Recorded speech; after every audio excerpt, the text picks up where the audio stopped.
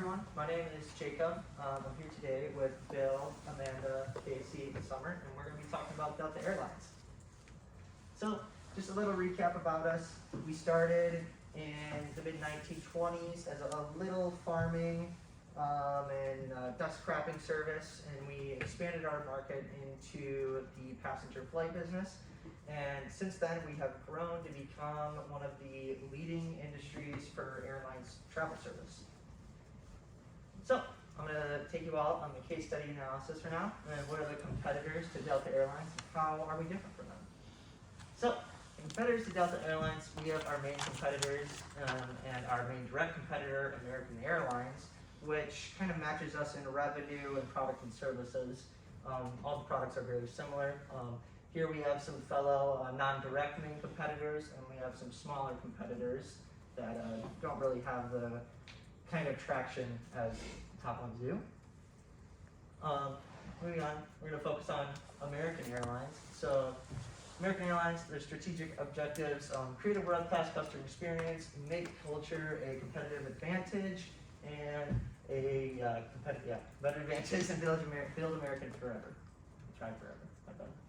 So the 4 P's of American Airlines we have is the price, and this is really based on kind of the choice, essential, and plus, or kind of the lower income based on the domestic markets for people who have a lower income, of course, and flexible business and first class for higher income individuals.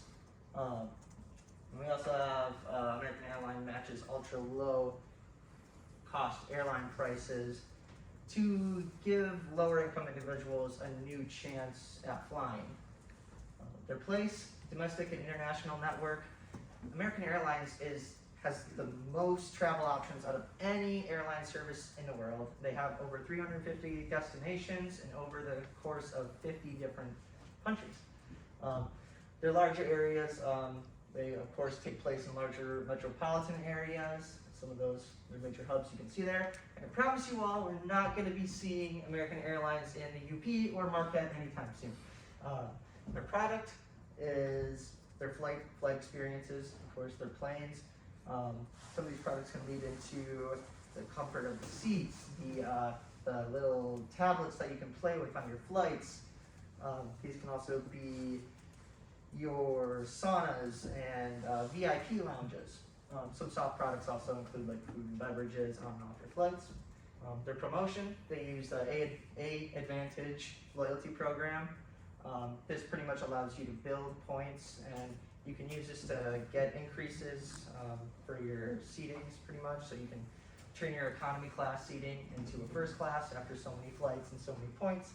You're discounted on vacations, and sometimes they offer those promotions, so you can get a discount on cruise, or discount on car rental, or discount on pretty much anything involved with the vacation. And they also do promotions through mass media. So comparing the two, Delta Airlines has the early mover advantage, and American Airlines late mover advantage, being quite a small gap between them. Delta, Professor Park would hopefully agree with me, has brand loyalty and reputation that precedes no other, and has a very luxury experience. Our American Airlines has kind of a brand loyalty, but I wouldn't say they have quite as good as a reputation. American Airlines has the reach that Delta does not. Delta also has higher quality flights. That can be kind of sacrificing a higher price for more of a luxury experience. American Airlines has co-branding, which Delta doesn't really do much besides American Express credit cards. American Airlines co-branding also includes, they've done IBM, the computer technology brand, and they have also partnered with Bill Gates in the past to kind of for environmental reformation. These also have in-flight experiences from Delta, better food, services. American Airlines, kind of an easier interface with their Simple Advantage program to use. Delta, lower fees. American, affordability.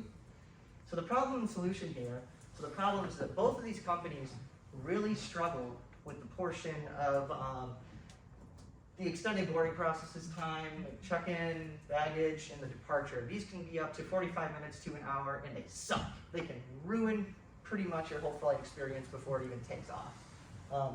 Delta doesn't really utilize the opportunity to co-brand. They don't take that advantage. The solution to this was possibly to utilize co-branding a bit more with other tech companies. You could do Apple, Amazon, you could do Samsung, and really kind of get more of a traction, better user interfaces. You kind of implement those into developing a new affordable product or service that increases the speed of boarding processes and also improves the customer satisfaction. I don't know about you guys, but I like being happy. And I'm gonna hand it off to Sam. Hey guys, so I'm going to be talking about the new product that we'll be implementing into Delta. So what do you think the new product is? Any ideas? Nobody? Well, we're thinking facial recognition systems. So with facial recognition systems, it allows us to use a biometric system and brings you into the database. Now with this new system, it can create faster check-ins, more reliable and safe check-throughs and check-outs, faster boarding, and you will be able to utilize your smartphones to actually check in when you get to the airport. How do we plan on doing this? How are we doing this? Why use it? Well, it's easy. We use it every day. It's in our phones. We scan our faces and we unlock our phones. So why couldn't we implement it into boarding or check-ins? So with the check-ins and the easy boardings, how does it work? Well, you come into airports, we will take your ID and your passport, upload it into a database. That database will be Homeland Security. And I will explain more on that topic and how it works in the next slide. But once we do all that, we will take your photo, and from there we will be working with tech companies to create an app that allows you to connect to that, which when you enter the airport, you can then check in using your own phone. So what are the 4 P's of marketing? Anybody? Well, it's product, place, promotion. With the price of this, it is government funded. Homeland Security is actually supporting this because it makes it safer for check-ins at airports. For customers, there should be no additional charges as of right now, as we are still in trial basis. But the product, biometric systems.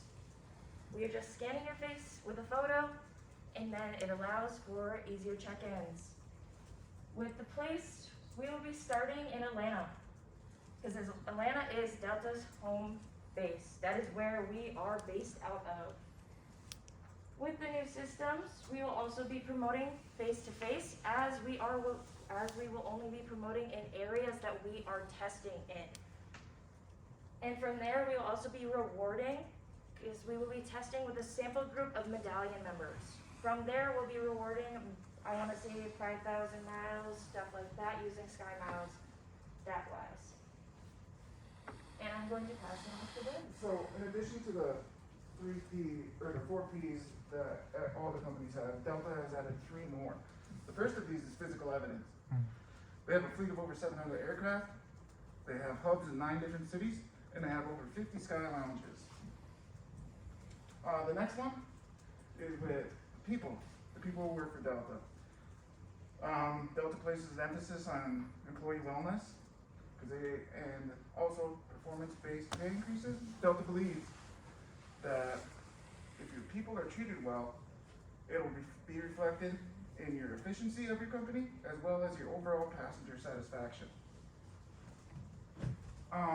The bottom P is process. Delta believes that the process is the key to everything. That's why it's on the bottom of their list.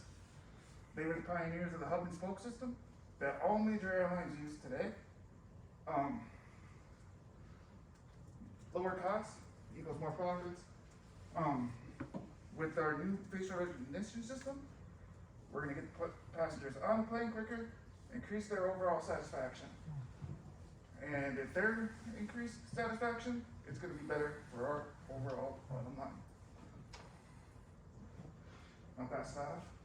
Alright, I am Casey. I am doing the SWOT analysis for Delta today. And so for the strengths and weaknesses, first off, government funding. We're getting the database for terrorist threats and people who have overstayed their visas, stuff like that. So it improves security, which also allows us to improve the identity theft and keep false positives from happening as well. And faster check-in times will come with that, as it will get rid of the two-stage boarding process. For weaknesses, network issues are a big problem, because if the network issue or if the network isn't working, then check-in times could be slowed or delayed. So basically with the system, your live photo gets uploaded to a cloud, and if the connection's poor, then that could cause delays in flights. With initial implementation of these facial recognition sites internationally, it could cause higher prices possibly for fares initially, because it'll be a big investment for us. And obviously privacy concerns is a big problem because of identity theft and stuff like that. So opportunities and threats. Basically what we want to do is focus on keeping it efficient, and how we do that is when we have these implemented, it will make them stronger because they're fine-tuned and we have people working on them constantly. Which is also directly correlated with the biotechnology, and even faster entry-exit times that we could probably get down to like 4 minutes. So for threats, one big thing that I found interesting is for false positives in the algorithm, which according to a magazine done by Discover, or a quote by Discover magazine, you're 100 times more likely to get false positive if you're an Asian or an African American. So working on that would be a big thing. So one big supporting case study that we have here is in 2021. We did a case study in Dublin, and the trial test shows that facial check-in system is way faster when fine-tuned. And as you can see, on the first 2 days with the two-stage process with boarding passes, 17 minutes, 14 minutes for a person, but on day 3, it's chopped in half with facial recognition. And now I'm going to pass it on to Amanda, who's going to show us how to implement the product. Hi, I'm Amanda, and we're going to roll out this product in phases. We're going to start our phase at Atlanta, not only because it's our home base, but it's also our largest hub. And when we test our new tech, it's going to be easier to work out a lot of the errors with doing training at the same time. And then we're going to release it to our customers by using medallion members, because their loyalty is already with us and they will give us the best feedback. And then we're going to, have them give us feedback on where their account, where you can access your miles, like we put surveys on there. And then we'll just keep implementing that till we get it to our other hubs, and then basically our Alliance Airlines as well. And now I'm gonna get it to Summer. So why did we choose technology? Well, technology is the future that we're going towards. We keep striving, we're becoming more technologically advanced. So this is why we chose facial recognition. Do you have any questions? Thank you.